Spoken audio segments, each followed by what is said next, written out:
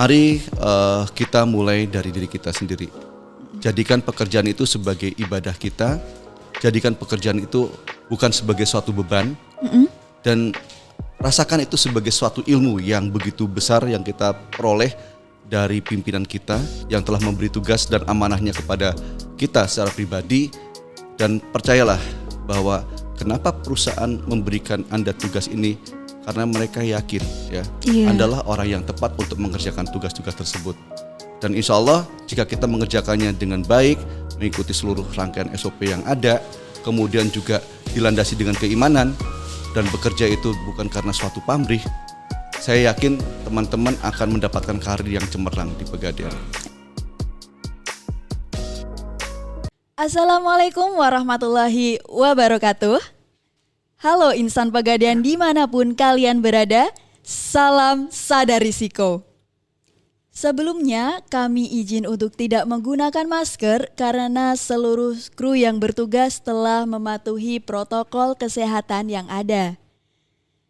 Baik, kembali lagi bersama saya Nadia Taufik dalam acara Podcast Ganyang Fraud Kantor Wilayah 8 Jakarta 1, di mana kita akan membahas tema-tema menarik dalam rangka meningkatkan awareness patuh SOP serta meminimalisasi terjadinya fraud di unit kerja kita. Dan tentu saja acara podcast ini merupakan persembahan dari Departemen Manajemen Risiko yang didukung oleh seluruh pihak di Kantor Wilayah 8 Jakarta 1.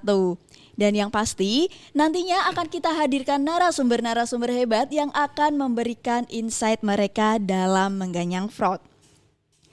Oke, insan Pegadaian. Setelah episode dan 1-2 kemarin kita mendatangkan narasumber dari internal Kantor Wilayah 8 Jakarta 1. Pada kesempatan kali ini di episode 3 kita mendatangkan narasumber hebat dari Area Senen, yaitu Bapak Deputi Bisnis Area Senen. Mari kita sambut dengan tepuk tangan yang meriah, Bapak Bambang Heru Subianto. Bagaimana kabarnya Pak?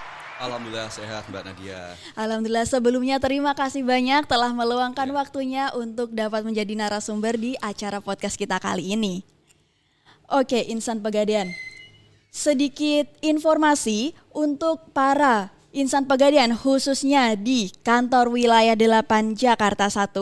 Bagi yang belum menonton podcast Ganyang Fraud episode 1 dan 2, rekan-rekan bisa menontonnya melalui YouTube channel Pegadaian TV, dan di sana jangan lupa untuk like dan share ya, karena podcast ini nanti akan dilombakan di seluruh Indonesia. Oke, insan Pegadaian, pada episode 3 kali ini kita akan membawakan tema Pay Forward. Mari sebarkan kebaikan dimulai dari kita. Dan nanti kita akan membahas lebih lanjut gitu ya terkait penjelasan dari Pay Forward ini bersama Bapak Bambang Heru Subianto. Nah, cuman mungkin dari rekan-rekan kita sebagai informasi juga bahwa Bapak Bambang Heru ini baru bergabung di Kantor Wilayah 8 Jakarta 1 pada pertengahan Juni ya Pak ya? Ya, tanggal 7 sih.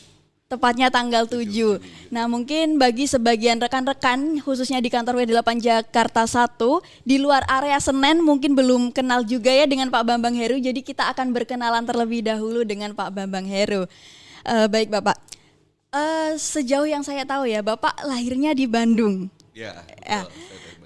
Asli Bandung, tapi kalau dilihat dari portofolio CV Bapak gitu ya, Bapak lama di Padang nih. Jadi sebenarnya dari awal Bapak memang di Bandung dulu atau sudah langsung ke Padang? Mungkin bisa diceritakan gitu latar belakang Bapak, lalu bagaimana perjalanan karir Bapak sampai sekarang. Ya, baik, terima kasih Mbak Nadia. Namun sebelumnya tentunya saya sapa dulu ya buat semua insan Pegadaian seluruh Indonesia. Selamat pagi buat semua teman-teman. Salam sadar risiko. Ya. Karir pertama saya hadir ke Pegadaian, saya adalah lulusan STAN ya dari Sekolah Tinggi Akuntansi Negara tahun 95 kami lulus. Kemudian pertama kali penempatan sebetulnya saya mendapat penempatan berdasarkan kelahiran, yaitu di Kota Bandung tetapi karena saat itu saya berusaha menyatakan kepada salah satu direktur bahwasanya saya dari kecil sampai besar sampai saya kuliah saya di Bandung, lama di Bandung, sehingga waktu itu saya minta izin kalau boleh diperkenankan saya bisa di luar Bandung atau di tempat saya dilahirkan. Dan saya kepengen mencoba waktu itu bilang di luar Jawa pun saya siap asal di Sumatera. Dan alhamdulillah saat itu dipenuhi dan saya dapat kesempatan untuk ditukar dengan salah satu rekan saya yang kebetulan juga kepengen berada di Jakarta. Tapi karena saya penempatannya Bandung, maka tukarnya Bandung dengan Padang. Ya. Jadi itu yang pertama kali tahun 95. Saya pertama kali bertugas itu di cabang Padang Panjang. Tahun bulan awal September lah ya, awal 95 September ya, Pak, 95. Kemudian dari sana saya pindah lagi tahun 2003 menjadi Asmen usaha lain dan di Pantul Padang, masih Pantul Padang. Tetapi saat itu perjalanannya cukup panjang. Saya mulai dari sana sampai dengan tahun 2009. Kemudian saya harus mutasi ke Jakarta, ya ke kantor pusat Jakarta karena pertimbangannya saat itu kantor pusat menganggap bahwa saya menjadi salah satu asmen terbaik menurut kantor pusat dalam hal pengelolaan kredit mikro. Sehingga akhirnya saya diminta untuk mencoba merumuskan dalam sebuah kebijakan dan membantu direksi untuk merumuskan ketentuan-ketentuan perdir-perdir dan aturan-aturan perusahaan yang lainnya. Berarti bisa dibilang Bapak ini ahli di mikro ya Pak ya? Ya. Cukup lama di pusat. Sampai akhirnya nyebut kita sebagai Pangkostrat Mikro. Nah setelah dari pusat sempat ke Bandung lagi nggak Pak? Iya kan? Saya betul. Jadi setelah tahun 2014 ya, setelah membantu direksi secara langsung untuk membuat kebijakan-kebijakan, direktur saya saat itu Pak Haryanto Widodo melihat kasus Bandung yang cukup besar dan beliau ingin saya fokus di Bandung untuk membantu manajemen menyelesaikan kredit-kredit bermasalah yang ada di Bandung. Akhirnya saya ditugaskan ke Bandung untuk memimpin langsung tim mikro supaya di dalam melaksanakan tugasnya bisa berjalan dengan baik. Karena teman-teman di Bandung saat itu memang sedang khawatir, sedang ketakutan karena kondisi-kondisi masa lalu, yaitu dengan kondisi kecelakaan sejarah lah di Krista ya. Penyaluran Krista yang sangat masif membuat mereka akhirnya satu harus berhadapan dengan kepolisian atau mungkin lembaga di pengadilan gitu, sehingga membuat mereka tiarap lah istilahnya, takut untuk melaksanakan tugas menjalankan bisnis mikro. Nah maka saya ada di sana untuk membangun kepercayaan diri teman-teman. Dan terakhir saya kemudian diberi kepercayaan oleh Pak Udin Salahuddin untuk menjadi Kadep Bisnis Support. Dan akhirnya kemudian saya karena mutasi tahun 2022 kemarin, tanggalnya tepatnya tanggal 9 Maret saya bertugas menjadi Kadep Kadep Mikro dan Kecil di divisi mikro. Iya. Dan terakhir sekarang di posisi Deputi Bisnis. Sebenarnya memang Bapak ditugaskan khusus untuk membangun area Senen nih Pak. Ya. Karena kemarin kan memang ada area Senen agak membutuhkan bantuan gitu. Dan kalau dilihat dari portofolionya juga area Senen sekarang udah mulai berkembang ya Pak. Udah ada kemajuan alhamdulillah dengan kehadiran Pak Bambang Heru. Dan mungkin setelah sekitar 2 minggu di area Senen, kira-kira gambaran kondisi di Senen itu seperti apa dan strategi apa sih yang Bapak lakukan untuk bisa membangun Senen ini Pak? Ya, memang surprise banget ya.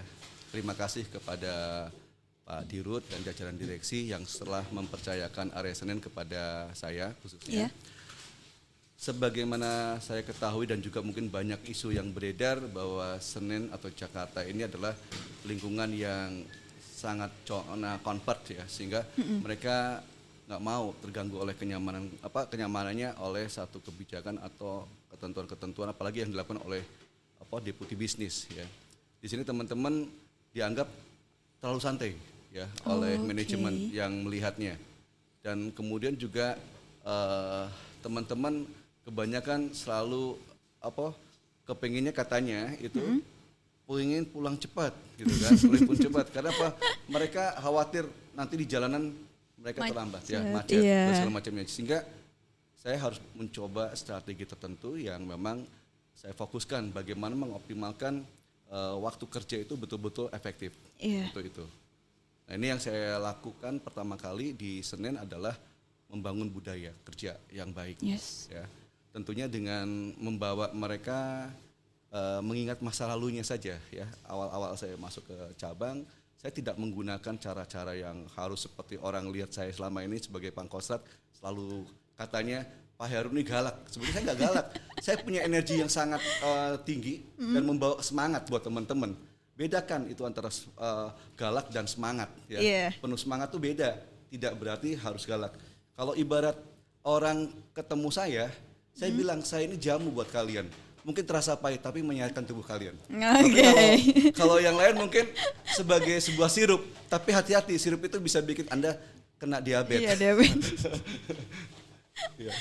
Oke, Bapak. Nah itu tadi Pak, saya ingin tahu bagaimana cara Bapak itu menumbuhkan kayak semangat tadi kan dulu mungkin pernah jatuh gitu, sekarang di kondisi nyaman. Bagaimana cara meningkatkan semangat rekan-rekan yang mungkin sudah berada di zona nyaman agar bisa semangat lagi terus menjaga mereka agar nggak sampai belok gitu Pak dari jalurnya. Ya, pada prinsipnya saya tidak berkeberatan ya dengan zona comfort zone itu atau zona kenyamanan bagi karyawan. Tentu kita juga semua ingin sesuatu hal yang nyaman ya. Tidak salah untuk mendapatkan itu. Tetapi sepanjang itu kita kelola dengan baik, sepanjang kinerja kita juga bisa kita jaga dengan baik, tentunya tidak menjadi isu ya untuk mendapatkan kenyamanan tadi. Saya juga dulu sejak saya zaman di Mikro, saya selalu mencari kenyamanan buat karyawan tim saya. Mereka akan saya tempatkan di mana mereka dekat dengan rumahnya. Ya. Itu supaya mereka merasakan satu kondisi keseriusan manajemen untuk memberikan kenyamanan kepada karyawan, tetapi tuntutan setelah diberikannya kenyamanan itu mereka juga harus punya kontribusi yang lebih buat kita. Maka salah satu contoh yang saya ajarkan adalah dengan mengingat masa kecilnya kita dulu, bahwa kalau kita waktu masih kecil, sekolah kan selalu kepengen datang lebih dulu. Pengen dilihat oleh guru, kitalah yang pertama jadi juaranya masuk kelas gitu kan. Kalau perlu kita yang minta kunci sama sekolah supaya kita yang bisa bukain kelas itu gitu kan. Nah ini salah satu hal kecil yang selalu saya ajarkan ke teman-teman di cabang. Saya bilang yuk kita berkomitmen. Kalau ada orang yang terlambat datang di morning briefing, apa yang harus kita berikan kepada mereka? Hukuman kecil aja lah ya, saya bilang. Hukuman kecilnya, Pak, gimana kalau seandainya orang yang datang pertama ditraktir makan nasi uduk oleh orang yang terlambat. Nah, itu salah satu strategi yang saya lakukan. Terus yang kedua di cabang lain ada yang, Pak, karena kita dulu waktu SD kalau terlambat selalu disetrap, gimana kalau yang datang terlambat suruh berdiri aja Pak, kita duduk semua. Saya bilang setuju. Ya, dan itu adalah budaya yang kita ajak bersama-sama, buy-in supaya mereka dulu yang mengusulkan apa yang menjadi apresiasi bagi mereka yang berhasil datang pertama, ya tadi nasi uduk yang gratis, ya kan? Yang kedua, mereka yang terlambat ya dihukum dengan tadi berdiri di depan, meminta maaf kepada teman-temannya karena keterlambatan yang dia lakukan sehingga mengakibatkan morning briefing jadi terganggu, ya. Kemudian yang kedua, saya juga mengajarkan kepada mereka bahwa kita ini bekerja harus dengan niatan ibadah. Terus yang kedua, saya berharap kita kerja tuh happy. Maka salah satu kunci happy itu adalah ketika kita datang lebih awal. Kenapa kita datang lebih awal kita katakan menjadikan kita happy? Karena di perjalanan kita tidak terganggu, terintimidasi oleh kemacetan yang ada. Kalau kita datang terlambat, macet. Udah stres duluan gitu kan. Udah capek duluan. Kita buat itu, kita rubah ya. Jadi ini yang saya lakukan ke teman-teman dan alhamdulillah budaya itu udah saya rasakan sekarang. Teman-teman yang tadinya saya perhatikan selalu datang jam 8 kurang 5, jam 8 kurang 10, setengah 8 paling cepat. Sekarang jam 7.10 itu udah penuh. Ya, hampir semua teman-teman di cabang awalnya memang mereka takut mungkin ya. Mereka takut Pak Bambang ini pasti bakal sidak nih. Karena berarti rutin sidak? Rutin, saya setiap hari tuh selalu keliling setiap pagi.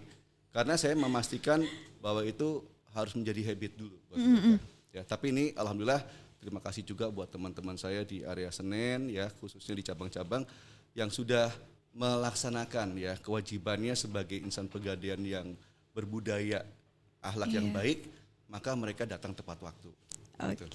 Berarti fokusnya memang untuk sekarang 2 minggu ini lebih ke internalisasi budaya kerjanya dulu ya Pak ya? Budaya kerja dulu. Tapi kalau dilihat juga dari kinerja area Senen itu sudah mulai meningkat nih Pak. Strategi apa sih yang Bapak lakukan gitu? Mungkin bisa Ya. di-share nanti bisa menjadi masukan juga untuk rekan-rekan yang ada di area lain. Ya, salah satu yang menjadi perhatian saya kan di hasil EPK, ya. FPK ya. EPK itu ada beberapa statement dari teman-teman kami, ya, teman-teman di area Senen itu mengatakan bahwa apresiasi seorang pemimpin masih sangat dirasakan kurang. Iya. Ya, apresiasi itu banyak hal, bisa ucapan terima kasih, ya, bisa sebuah reward, hadiah, ya, walaupun kecil, hanya sebuah sertifikat, tapi itu katanya boleh dibilang hampir tidak pernah terjadi, ya. Maka yang saya lakukan adalah memberikan apresiasi dan celebration kecil aja, ya. Iya. Small celebration kepada setiap karyawan yang berhasil mencetak sebuah prestasi. Dan saya katakan teman-teman, pada prinsipnya kita itu punya DNA juara. Selama ini saya melihat Senen itu legend. Siapapun orang yang ada di Pegadaian pernah mendengar sebagai sebuah cabang-cabang yang luar biasa. Senen salah satunya punya cabang Senen. Pasar itu Senen adalah cabang utama dulunya. Iya. Ya, menjadi kebanggaan Kanwilut Jakarta, ya. Dan sekarang kenapa Senen harus turun, ya? Senen juga menjadi barometer dari kementerian. Senen itu ada Keramat, ada Salemba, di mana keduanya ada gedung kantor pusat kita. Iya. Maka saya bilang, ayo teman-teman buktikan bahwa kita adalah orang-orang yang tepat dan manajemen tidak salah memilih kita untuk duduk di situ. Sehingga tunjukkan prestasi kita, ya. Iya. Tunjukkan prestasi kita, kemampuan kita memberikan aura yang berbeda pada perusahaan ini dan tunjukkan bahwa kita siap melayani masyarakat setulus hati. Ya, artinya apa? Melayani tanpa pamrih. Melayani tanpa harus mendapatkan imbalan. Itu adalah salah satu bentuk implementasi ibadah kita di dalam melaksanakan tugas sehari-hari di Pegadaian. Gitu. Oke. Baik, nah Bapak, dengan adanya isu-isu terkait fraud saat ini ya, semoga sih di Senen nggak akan ada fraud lagi. Insya Allah. Insya Allah untuk tahun-tahun ini dan Kita tahun akan ke depan. Nah, bagaimana cara Bapak untuk menjaga karyawan agar tidak sampai berpikir saja nggak boleh gitu, kalau kata Pak Alim, berpikir untuk melakukan fraud aja nggak boleh. Tapi kalau menurut Pak Bambang sendiri, apa sih yang akan Bapak lakukan untuk menjaga rekan-rekan agar tidak sampai melakukan fraud? Ya, tentunya menjaga teman-teman untuk tidak melakukan fraud, yang pertama kali ya edukasi ya ke teman-teman melalui sosialisasi, melalui morning briefing, melalui sebuah SL yang harus kita lakukan. Salah satunya yang terakhir kemarin kita lakukan adalah SMAP ya, sosialisasi manajemen anti penyuapan ya, kemudian sosialisasi tentang gratifikasi dan konflik kepentingan, benturan kepentingan. Nah, apa yang kami lakukan dalam diskusinya adalah hal-hal kecil. Saya bilang ke teman-teman, contoh-contoh kecil saja yang ringan-ringan untuk mereka mudah. Saya tanya, selama ini teman-teman pernah nggak ngurus SIM? Pernah Pak. Bagaimana ngurus SIM? Mudah atau tidak? Ya, sulit. Nah, kalau sulit, itu juga yang dihadapi oleh nasabah kita. Nasabah kita menginginkan pelayanan kita baik. Kita tadi bilang ngurus SIM susah, ngurus KTP susah, ya. Lama. Tapi kita sekarang melakukan hal yang sama kepada nasabah, memperlambat proses pelayanan, ya. Maka itu juga menjadi satu risiko buat kita di dalam menghadapi persaingan kita saat ini. Maka saya berharap teman-teman jangan sampai melupakan itu. Kalau kita ingin dilayani dengan baik tanpa harus memberikan sesuatu imbalan, maka lakukan itu juga kepada nasabah kita supaya mereka merasa nyaman, mereka menjadi tertarik dan loyal kepada Pegadaian, supaya teman-teman jangan sampai nantinya lupa bahwa Pegadaian ini adalah solusi buat mereka. Pegadaian selama ini kan sudah terkenal dengan jargonnya mengatasi masalah tanpa masalah. Maka ketika orang datang ke Pegadaian jangan sampai mereka, orang Jawa bilang mutung gitu kan, nggak mau dia ngambek ya ngambek karena apa? Ngapain ke Pegadaian katanya solusi, tapi ternyata bukan gitu. Ya itu Mbak Nadia, yang saya ajarkan ke teman-teman adalah pertama, ayo kita lakukan bahwa melakukan pekerjaan ini sebagai bagian daripada ibadah kita. Maka landasan ibadah itu akan memberikan keselamatan buat kita semua, di mana mereka akan selalu mengingat bahwa setiap niatan untuk berbuat curang itu ada yang mengawasi. Yang ngawasi ya tadi hati nurani kita sendiri ya. Kalau kita hanya berpikir pada logika, wah lumayan nih duitnya nih. Tapi kalau kita ingat dosanya, waduh, masa nanti kita anaknya bakal sakit-sakitan, anaknya bakal tidak bisa mendapatkan keberkahan dalam keluarga kita, ya. Karena apa? Kalau kita membawa uang-uang yang tidak berkah itu ke rumah, saya khawatir nanti rezeki kita itu akan semakin berkurang. Dan yang pasti keberkahan keluarga kita menjadi juga turun gitu. Maka saya ajarkan ke teman-teman, ayo kita biasakan untuk melayani, gaji kita juga udah gede kok ya. Gaji kita udah besar. Iya, gaji, bonus semuanya udah dikasih. Sudah cukup lah saya bilang ya. Bahkan dengan berbagi kebaikan kepada masyarakat, kepada orang-orang yang sedang membutuhkan uang, ya, membutuhkan pendanaan dari kita, dipermudah oleh kita, tapi dengan tetap mengedepankan SOP yang ada, ya, dengan tidak asal-asalan menaksir atau tidak asal-asalan memberikan keputusan kredit, itu menjadi satu pahala dan juga menjadi relationship yang lebih bagus. Karena apa? Semakin banyak orang yang merasakan kebaikan kita, kecepatan pelayanan kita, ya, tanpa pamrih, tanpa harus ngasih imbalan sesuatu, mereka akan ngomong ke semua orang, ya. Dan akhirnya apa? Semakin banyak nasabah yang datang setiap harinya ke kita. Jadi kebaikan itu menyebar juga ya Pak ya. Ketika kita melakukan kebaikan, maka orang lain yang kita berikan kebaikan itu secara tidak sadar mungkin juga akan menyebarkan kebaikan itu ke orang lainnya dan akan ke mana-mana. Jadi gitu rekan-rekan semua, lakukan kebaikan karena ujung-ujungnya nanti juga akan kembali kepada kita sendiri. Nah Bapak, tadi Bapak menyinggung sedikit terkait SOP gitu. Beberapa waktu kemarin mungkin ada gitu Pak beberapa temuan dari SPI bahwa rekan-rekan kita yang di operasional itu kurang memperhatikan SOP yang ada. Mungkin kayak potong jalur aja, misal nasabah diberikan FDNP tapi tidak diisi secara lengkap kayak gitu kan juga sudah menyalahi aturan ya Pak ya.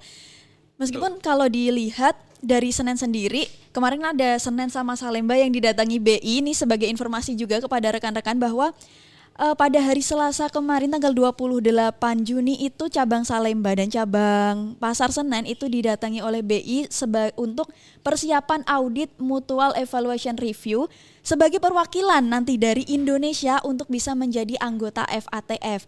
Nah, dari mungkin di luar sana masih banyak nih Pak unit-unit kerja yang belum benar-benar sadar untuk memenuhi data-data diri dari nasabah. Tapi di Senen dan di Salemba kan ternyata alhamdulillah sudah seperti itu. Bagaimana sih Pak cara untuk menyadarkan karyawan-karyawan kita ini agar mau patuh SOP meskipun kita kan dituntut memberikan pelayanan yang cepat ya Pak ya. Tapi bukan berarti dengan pelayanan yang cepat itu kita mengesampingkan keabsahan atau kevalidan data-data nasabah. Ya ini kembali ke pengalaman ya Mbak Nadia ya. Jadi saya selalu ketika kunjungan ke cabang-cabang atau ke unit-unit UPC, tentunya yang saya sampaikan ke teman-teman adalah diskusi-diskusi kecil yang pernah saya rasakan ketika mengelola kredit bermasalah di Bandung. Kemudian ketika saya harus membantu teman-teman menghadapi ya pertanyaan-pertanyaan dari jaksa ya ketika BAPK dan segala macamnya, melakukan pendampingan ke teman-teman itu saya share ke teman-teman yang ada di wilayah area Senen. Saya bilang ketika kita lupa mengisi sebuah data, misalnya KYC, itu bisa saja nanti menjadi pertanyaan yang bertubi-tubi akan kita harus mampu menjawabnya dengan baik ketika terjadi permasalahan. Dan apapun itu yang namanya prosedur ya harus dijalankan ya. Tidak ada kata teman, artinya siapa, bos, termasuk juga kita karyawan internal yang mau minta dicepetin segala macam ya. Kita harus ngikutin SOP-nya adalah menunjukkan profesionalisme kerja karyawan itu sendiri. Jadi kalau seandainya teman-teman nantinya melakukan tugas ya kita harus melihat seperti halnya kalau saya ibaratkan ya, saya ibaratkan itu kita bekerja tuh harus berprinsip seperti halnya jam dinding. Jangan karena diawasi atau jam dinding kan nggak pernah berpikir akan dilirik ya oleh kita. Dia tetap akan berdetak ya, akan terus berjalan waktunya ya, walaupun kita nggak ngelihat. Tetapi di sini yang harus saya sampaikan ke teman-teman adalah bahwasannya kita bekerja di lingkungan pegadaian itu kan mau diawasi oleh atasan ataupun tidak, tetapi ketika kita punya loyalitas dan integritas yang baik, maka tentunya teman-teman akan insya Allah selamat. Ya. Yeah. Apalagi kalau sudah menjalankan SOP-nya dengan benar. Ya. Yes. Maka tahapan-tahapan itu ketika terjadi permasalahan pun sudah dilalui dengan baik, insya Allah perusahaan juga tidak akan mengenakan sanksi apapun kepada petugasnya karena semua prosedur sudah dijalankan dengan sebaik mungkin. Iya, baik-baik. Pak Bambang tadi sudah menjelaskan ya terkait bagaimana cara kita untuk menghindarkan diri dari perilaku fraud itu sendiri. Kemudian yang ingin saya tanyakan kembali adalah terkait bagaimana fraud ini itu kan kadang bisa terjadi karena adanya kesempatan dan kadang juga dari rekan-rekan ini takut untuk melaporkan atau ketika ada tahu rekan kerjanya ini melakukan menyimpang dari SOP gitu, melakukan kegiatan yang menyimpang dari SOP, mereka takut untuk melaporkan. Nah, bagaimana cara Bapak untuk meyakinkan kepada karyawan-karyawan Bapak bahwa nggak apa-apa loh kalau ini melaporkan gitu? Ya, tentunya ini kan menjadi satu komitmen ya dari seorang pimpinan unit kerja. Yes. Dimanapun mereka berada, termasuk di dalamnya juga mulai dari yang terkecil yaitu UPC, ya, kemudian cabang dan kantor area, ya, di mana saya memimpin di area Senen saat ini. Teman-teman selalu saya ingatkan bahwa tadi yang pertama bahwa bekerja itu yang harus mengawasi adalah diri kita sendiri dan juga kita harus ingat bahwa Allah selalu ada di samping kita ya untuk melihat setiap perbuatan yang kita lakukan. Dan selalu saya ingatkan kepada teman-teman bahwa risiko itu tidak hanya menimpa pada diri kita, tetapi juga kepada keluarga kita. Maka saya selalu ingatkan, coba bayangkan orang tuamu, ibumu yang selama ini menginginkan sebuah kebanggaan dari kita, ya, sebagai putranya, sebagai anaknya. Maka jagalah diri kita, ingat keluarga kita, ingat rekan kita, ingat juga perusahaan kita. Karena pada akhirnya setiap perbuatan itu kan kembali ke kita dan kepada lingkungan yang ada. Kalau kita berbuat baik, kita akan dianggap baik oleh semua lingkungan dan juga akan membawa keberkahan buat lingkungan kita. Misalnya banyak yang nasabah yang datang, prestasi yang gemilang yang kita capai. Tapi ketika kita berbuat jahat, yang menanggung resiko bukan hanya kita, tapi keluarga kita juga akan malu, ya. Kemudian teman-teman kita juga harus direpotkan karena harus menjadi saksi, ya. Dan maka dari itu saya bilang, jika kita semua melihat ada rencana-rencana atau niat-niat buruk dari rekan kerja kita, jangan khawatir untuk disampaikan kepada pimpinan di unit kerjanya. Jika takut, Anda juga bisa lewat WBS yang ada. Jadi saluran-saluran yang ada, silakan Anda sampaikan dengan baik. Karena tentunya itu menjadi satu parameter dan mereka dijamin keamanannya, ya. Baik. Itu saya sampaikan ke teman-teman di lingkungan kerja. Oke, baik Pak Bambang, terima kasih banyak atas insight-nya untuk tema kita kali ini ya Pak, tentang pay forward. Mari kita sebarkan kebaikan mulai dari diri kita. Nah, terakhir mungkin saya minta pesan Bapak untuk rekan-rekan kita di kantor wilayah 8 Jakarta 1. Ya. Baik teman-teman sekalian yang khususnya ada di area Senen dan juga umumnya di Kanwil Jakarta 1 ya, Kanwil 8 Jakarta 1 dan seluruh insan Pegadaian di seluruh Indonesia, mari kita mulai dari diri kita sendiri. Jadikan pekerjaan itu sebagai ibadah kita, jadikan pekerjaan itu bukan sebagai suatu beban, dan rasakan itu sebagai suatu ilmu yang begitu besar yang kita peroleh dari pimpinan kita yang telah memberi tugas dan amanahnya kepada kita secara pribadi. Dan percayalah bahwa kenapa perusahaan memberikan Anda tugas ini, karena mereka yakin ya Anda adalah orang yang tepat untuk mengerjakan tugas-tugas tersebut. Dan insya Allah jika kita mengerjakannya dengan baik, mengikuti seluruh rangkaian SOP yang ada, kemudian juga dilandasi dengan keimanan dan bekerja itu bukan karena suatu pamrih, saya yakin teman-teman akan mendapatkan karir yang cemerlang di Pegadaian. Karena kesempatan itu selalu diberikan oleh manajemen. Ya. Siap, terima kasih banyak Pak Bambang atas pesan terakhirnya gitu ya, nanti semoga Pak Bambang bisa menjadi narasumber kita lagi ya Pak ya. Di acara-acara selanjutnya, nggak cuma di podcast Ganyang Frot, tapi mungkin juga nanti ketika ada acara secara langsung di kantor wilayah atau di kantor area lain, kita bisa undang Pak Bambang untuk memberikan insight beliau kepada rekan-rekan di kantor wilayah 8 Jakarta 1. Baik, demikian podcast Ganyang Frot kantor WR8 Jakarta 1 episode 3 dengan tema Pay Forward.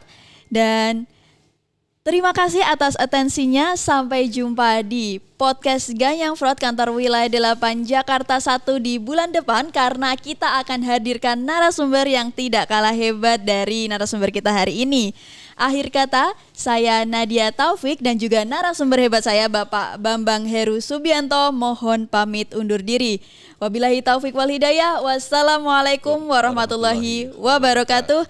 Salam sadar risiko.